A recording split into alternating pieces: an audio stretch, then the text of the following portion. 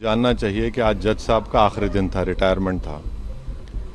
दूसरी बात ये थी कि उन्होंने 17 जनवरी को डिस्ट्रिक्ट मजिस्ट्रेट को रिसीवर अपॉइंट किया। तीसरी बात यह है कि आज उन्होंने जो फैसला लिया है वो तो पूरे केस को डिसाइड कर दिया उन्होंने। यानी आपने एक तो कितने 93 के बाद से अब तक खुद कह रहे हैं कि वहां पर कुछ नहीं हो रहा था। अब मस्जिद के तहखाने को आप दे रहे हैं तो फिर आपने तो पूरा केस ही डिसाइड कर दिया। भाई कितने साल हो गए, 93 से आप 30 साल हो गए। हाँ, उसमें मूर्तियां कहाँ हैं, कैसे मालूम उनको? तो ये प्लेसेस ऑफ वर्शिप एक्ट का वायलेशन है। भाई 30 साल में 30 साल के बाद आप ये काम की इजाजत दे रहे हैं तो उनका तो एक काम था कि आप उनको 30 दिन का टाइम देते अपील के लिए। आप कहते हैं कि 7 दिन में पूरा निकाल दो, ग्रिल्स निकाल दो और आप इजाजत दे दिए। तो ये सरासर गलत फैसला है।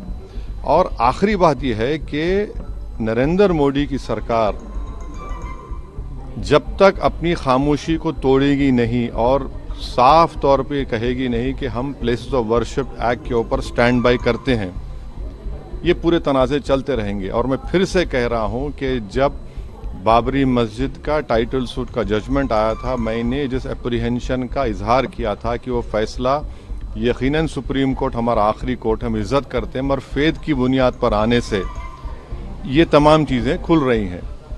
और उस सुप्रीम कोर्ट के फैसले में प्लेसेस ऑफ वर्शिप एक्ट को बेसिक स्ट्रक्चर का हिस्सा करार दिया गया था।